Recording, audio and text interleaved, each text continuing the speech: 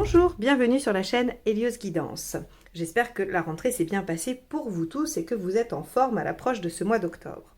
Pour votre lecture mensuelle, comme d'habitude, je vais utiliser les cartes signes d'Alias Kay, les arcades majeures du tarot de Marseille de chez Grimaud et deux nouveaux jeux que vous n'avez encore jamais vus sur la chaîne mais que vous connaissez peut-être. Le Prisma Vision Tarot qui est magnifique, que je viens d'acquérir, ainsi que le tarot du Corbeau qui est également un très beau jeu et que nous allons découvrir ensemble si vous ne le connaissez pas. Je tenais à remercier tous les abonnés de cette chaîne, ainsi que toutes les personnes qui commentent les vidéos en parlant de leur situation, en donnant aussi du soutien aux autres, puisque je vois pas mal ça sous les vidéos. Vous vous entraidez, vous vous donnez des conseils et c'est assez agréable de voir que voilà, sous une vidéo, on peut générer de la bienveillance, du soutien, de la gentillesse et ça me fait toujours très chaud au cœur. Donc je vous remercie tous. Si vous n'êtes pas encore abonné, évidemment, je vous encourage à le faire pour soutenir la chaîne et les guidances que je fais chaque mois. On y va tout de suite pour vos guidances mensuelles. Les Verseaux, octobre 2021. C'est parti.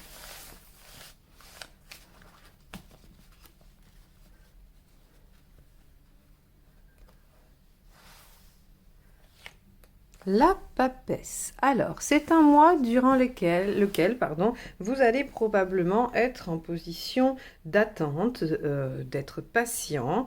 On va aussi probablement vous demander d'écouter votre intuition, de rentrer en vous afin de savoir exactement ce qu'il en est.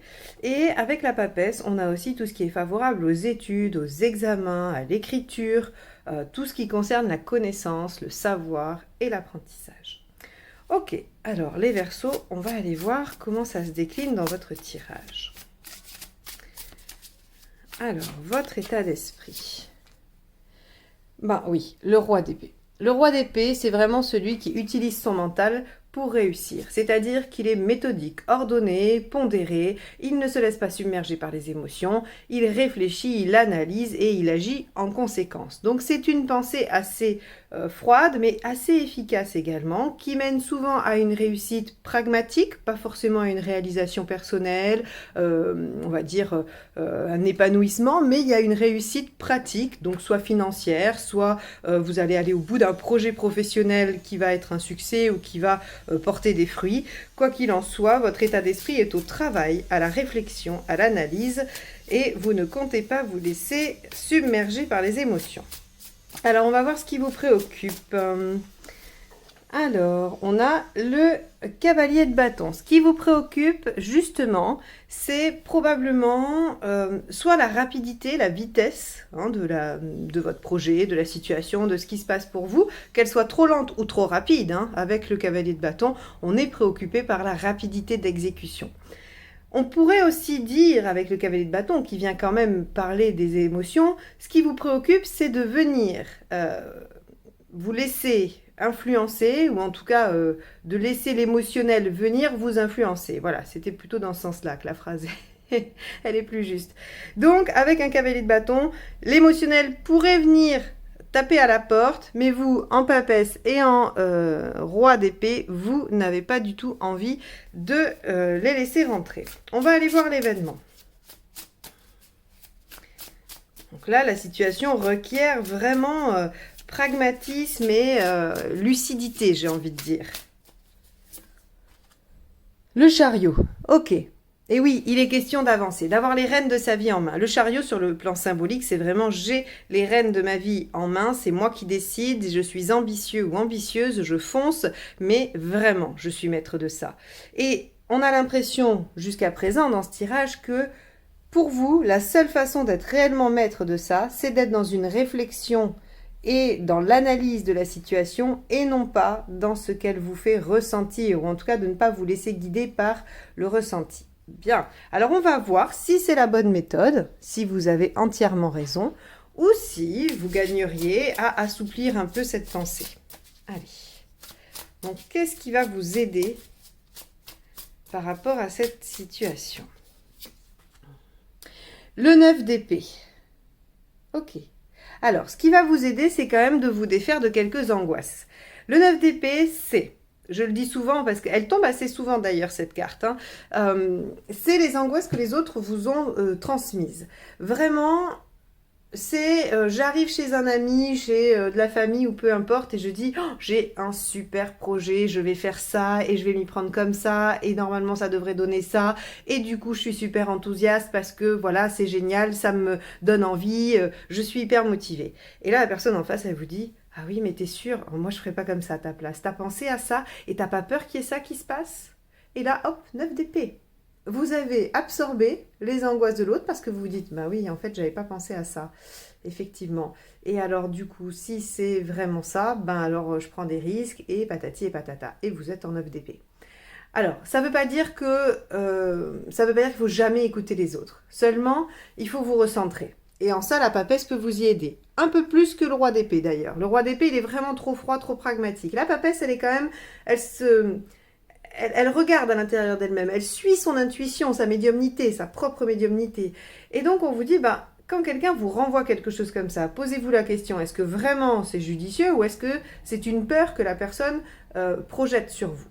C'est très important parce qu'avec un 9 d'épée, on vous demande de rendre aux autres leurs angoisses. Vous n'en avez pas besoin, ce ne sont pas les vôtres.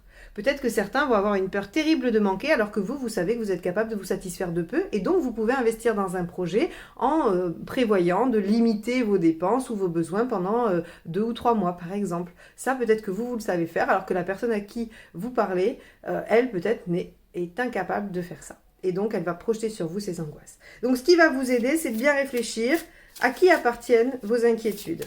À vous ou aux gens à qui vous en avez parlé, ou à des croyances aussi, hein, qu'on vous a inculquées. Par exemple, il se peut que vos parents ou des mentors vous aient toujours dit pour arriver à ça, il ne faut jamais faire ta ta ta ta ta ta. Bon, et bien si ça se trouve c'est vrai, mais si ça se trouve c'est faux. Et peut-être qu'il y a plusieurs façons d'arriver à un objectif et que ces personnes-là ne détiennent pas la vérité, mais que vous l'avez pris pour vrai, hein, puisque voilà, quand on a quelqu'un que l'on considère plus expérimenté ou en tout cas qu'on considère vous donne une indication, un conseil, en général on le respecte, on se dit bon voilà, cette personne c'est probablement mieux que moi. Bon. Peut-être, mais peut-être pas non plus. Allez, on va aller voir ce qui ne va pas vous aider.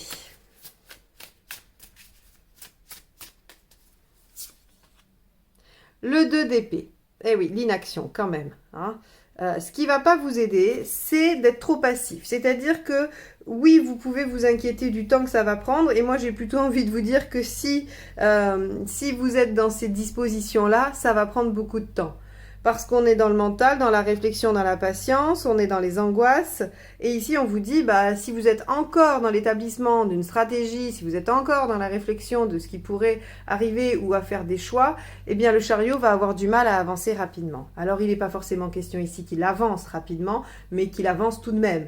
Donc, peut-être que vous pourriez trouver un entre-deux entre une bonne réflexion, une bonne analyse et quelques actions, hein, quelques démarrages en tout cas au niveau des actions. Il ne faut pas rester entièrement passif sur le mois d'octobre pour vous les Verseaux. Alors, émotionnellement, il se passe quoi? La Lune. Ok. Il y a plein de choses qui sont chamboulées. Avec la Lune, on a le fait que ce soit fluctuant, hein, les humeurs fluctuantes, un coup ça va, un coup ça va pas, hein, c'est un peu les montagnes russes. On est aussi sur quelque chose de l'ordre de l'inconscient. Est-ce qu'il y a des anciens schémas ici qui se jouent dans cette situation et c'est pourquoi vous essayez d'être très réflexif et non émotionnel? Est-ce que c'est ce que vous essayez de contrer? Parce qu'émotionnellement, il y a des choses qui se rejouent aujourd'hui. Ça, c'est une question qu'il faut se poser. Avec la Lune, on a quand même aussi beaucoup de créativité. Donc, on vous dit que si vous arrivez à respecter bien plus la papesse que le roi d'épée, donc la papesse qui à la fois est dans le savoir, la connaissance, l'analyse, mais également dans l'intuition fine, dans la connaissance fine d'elle-même, il y a la possibilité qu'émotionnellement, il y ait du renouveau, quelque chose de créatif, en tout cas de fécond. On va aller voir matériellement. Page de bâton. Matériellement, vous savez, vous sentez qu'il y a quelque chose à changer, qu'il y a quelque chose à modifier, mais pour l'instant, vous ne semblez pas trop savoir comment le modifier. Le page de bâton, c'est vraiment j'ai l'enthousiasme, j'ai vraiment l'énergie, la fougue pour faire les choses. Seulement, je n'ai pas vraiment la bonne direction. Je ne sais pas trop dans quel sens il va falloir que je mette cette énergie. Je sais bien qu'il faut que je change un truc, soit la trajectoire, soit le comportement, soit la méthode. Peu importe, il y a quelque chose à changer et il va falloir trouver quoi. Ça va être intéressant de voir la deuxième carte si elle vous oriente sur le quoi. À mon avis, c'est le passage à l'action. Hein, on stoppe un peu la réflexion et on passe à l'action, mais on va voir. Alors, où est-ce que vous en êtes globalement dans votre chemin de vie par rapport à tout ça, les Verseaux? Bah oui, 6 de bâton, vous partez en guerre. Alors, pas en guerre, non. Vous partez à la conquête de quelque chose. Et le 6 de bâton vous assure la victoire. Ça, c'est quand même assez incroyable. C'est-à-dire que on vous dit, vous pouvez y aller, vous pouvez partir vraiment en campagne, il n'y a pas de souci, vous serez victorieux dans cette situation. Le 6 de bâton est une très belle carte. Et il y a sur vous-même, par rapport à votre progression personnelle, votre chemin de vie, il y a une victoire également. Et à mon sens, elle se situe sur quelque chose qui se joue dans soit l'inconscient, soit les mécanismes émotionnels. C'est en lien avec la Lune. Parce que la Lune permet également l'introspection. On a quand même 2 cartes d'introspection ici. Alors, à la fin du mois, vous en êtes où?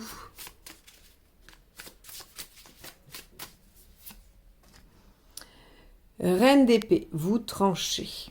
Ok. Vous tranchez probablement pour vous mettre en action. Ici, peut-être que le 2 évoque un choix. C'est pas la dominante du tirage. Hein. Je l'évoque parce que, oui, la reine, en général, elle tranche, elle décide. Donc, c'est qu'il y a un choix qui est sous-jacent, mais il n'est pas fondamental. Peut-être que ce choix, vous avez à le faire par rapport à vous-même et pas par rapport à 2 options. Quoi qu'il en soit, vous tranchez et à mon avis, vous vous mettez en action sur la fin du mois avec cette reine d'épée. Ok, allez, on va aller compléter avec la deuxième ligne de tarot pour voir un petit peu ce qui peut se jouer. Hein, et puis, si on a des éléments complémentaires. Notamment pour ce page de bâton, voir ce qu'il y aurait à modifier. Allez, votre état d'esprit avec le roi d'épée. Roi de pentacle, ok, bon, vous êtes bien stable quand même, c'est-à-dire que cette histoire-là, vous en avez déjà quand même les tenants et les aboutissants, ok, il y a de la réflexion, mais vous êtes bien solide par rapport à ça. Donc je comprends mieux pourquoi on vous dit qu'il va falloir lâcher les angoisses, c'est parce qu'a priori vous avez quand même tout ce qu'il faut pour aller de l'avant. Vous avez tout ce qu'il faut pour avancer en étant maître de la situation. Vous pouvez donc passer à l'action, inutile de chercher encore une autre éventuelle stratégie ou à la peaufiner. Le roi d'épée, le roi de pentacle vous dit vous avez les reins assez solides et le mental assez clair pour passer à l'action. Et en plus c'est dans votre volonté. Bon, alors qu'est-ce qui vous préoccupe, mis à part la lenteur ou la rapidité de cette action?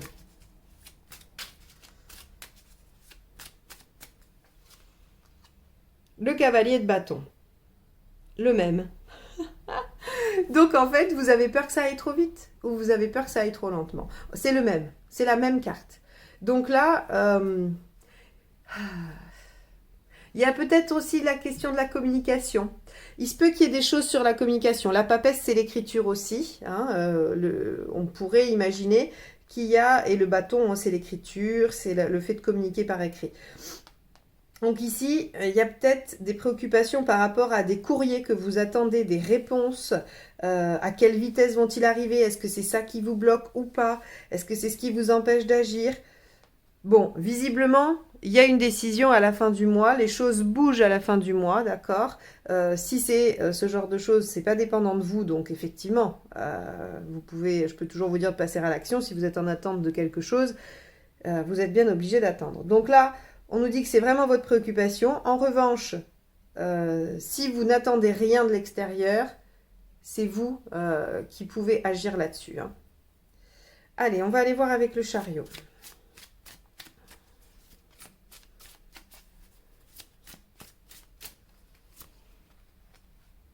La lune, vous voyez, elle est là aussi. Hein. Donc, on voit bien qu'on vous demande d'être tourné vers vous-même. Là, entre la lune dans l'émotionnel, la lune dans les événements, la papesse ici, il y a vraiment quelque chose du fait de se regarder soi, de regarder là où ça a pu pêcher par le passé, où ça pêche à l'intérieur, des comportements avec le page de bâton à changer, à modifier. Il y a une réelle introspection à mener. Donc là, on vous dit que pour avancer, il va falloir vous questionner. Et moi, je pense que c'est notamment sur les angoisses qui vous bloquent. Ici, on vous dit bien qu'il va falloir rendre les angoisses à ceux qui vous les ont données. Ça fait partie du travail introspectif à faire. Et il peut aussi y avoir la question de la procrastination. Pourquoi vous procrastinez? Quel est le bénéfice secondaire à la procrastination? Tout le monde dit bah, je ne procrastine pas pour me faire plaisir. Si, il y a forcément un bénéfice qui parfois est très très alambiqué à aller chercher, mais quand on procrastine, on cherche à produire un effet, soit à confirmer qu'on n'est pas bon, soit à aller, par exemple quand c'est par rapport aux autres, c'est à aller valider l'opinion qu'ils ont de nous. Si par exemple on nous a toujours dit qu'on n'était pas rigoureux, ou qu'on était toujours en retard, qu'on faisait jamais les choses en temps en heure, on va aller procrastiner pour confirmer ça inconsciemment. Donc il va falloir aller chercher en soi les angoisses et les raisons de ces préoccupations sur la vitesse d'exécution.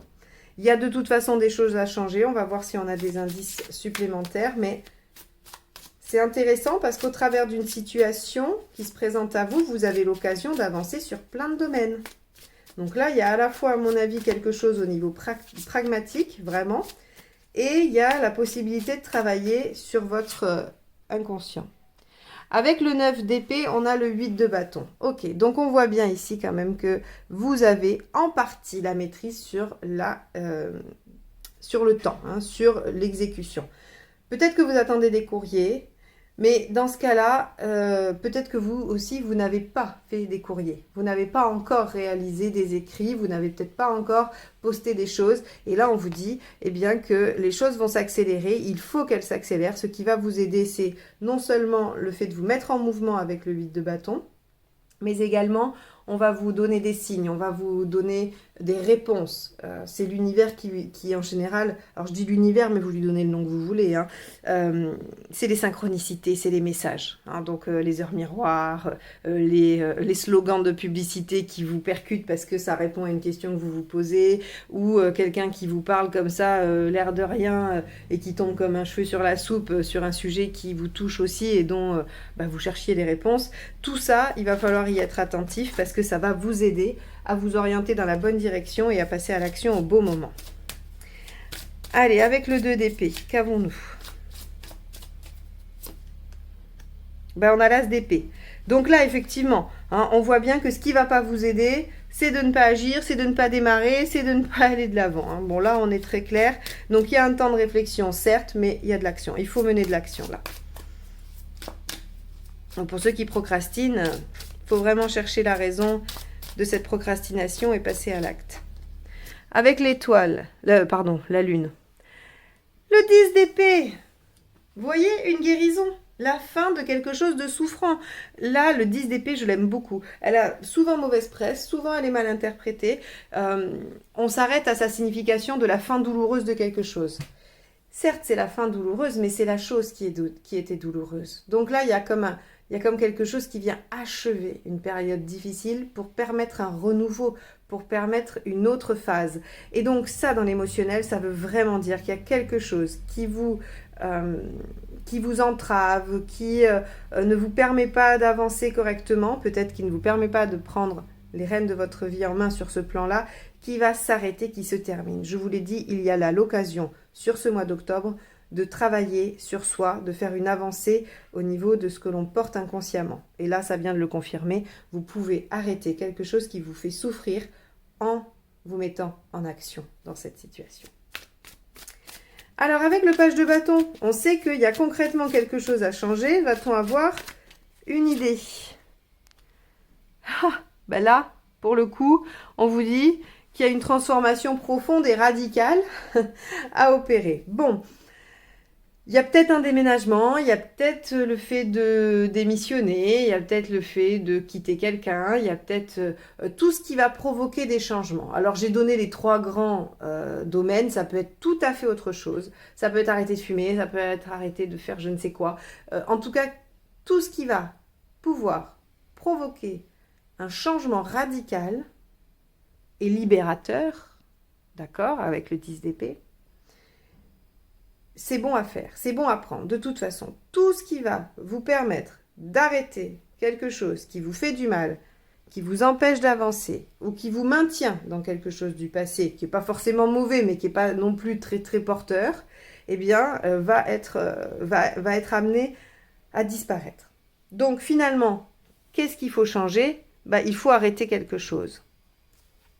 Et comme c'est une guidance générale, évidemment, ça va être différent pour chacun de vous. Vous allez probablement, là, instinctivement, si vous vous posez la question, quelle est la chose que je pourrais arrêter là, maintenant, pour me soulager?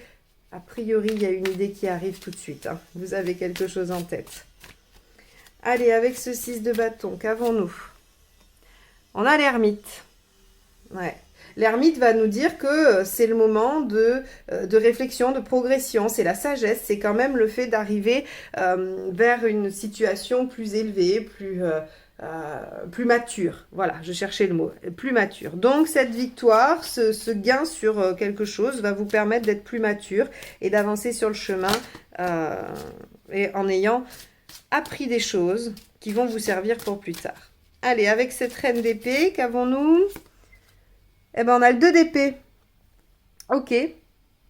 Donc, vous voyez, on vous disait que le 2 d'épée ici, le fait de ne pas anticiper de stratégie, tout ça, n'allait pas vous aider. Et ici, on vous dit qu'une fois que vous avez tranché, que vous avez décidé, il faudra à nouveau établir une nouvelle stratégie pour la nouvelle étape, je pense. C'est-à-dire que c'est un travail que vous ferez en plusieurs étapes. Comme là, on n'a pas vraiment d'action définie, on voit bien qu'il faut juste amorcer. Ici, on vous dit que ce qui ne va pas vous aider, c'est de ne pas amorcer l'action. Donc, il faut l'amorcer. Une fois qu'elle a amorcé, on voit qu'il y a des choses qui se libèrent pour vous. Et une fois que ces choses se sont libérées, il y a des décisions. Et là, on établit une nouvelle stratégie avec la nouvelle donne, avec l'expérience de l'ermite. Bien. Voilà pour vous les Verseaux sur ce mois-ci. C'est un mois qui va être à mon avis intéressant puisqu'il a la capacité de vous mettre en mouvement sur quelque chose de très pratique tout en vous permettant de travailler au niveau intérieur, au niveau de votre propre ressenti et de votre inconscient afin d'amener une libération émotionnelle sur quelque chose qui vous aidera probablement à transformer radicalement certains comportements ou certaines situations et ça vous amènera à prendre des décisions et à rétablir une nouvelle stratégie pour la suite. Voilà en résumé pour vous. J'espère que ce tirage vous aura apporté des pistes de réflexion, des éléments de compréhension de votre situation. C'est son seul objectif. En tout cas, moi, je vous remercie de m'avoir écouté jusque-là. Je vous souhaite un bon mois d'octobre et je vous dis à bientôt. Au revoir.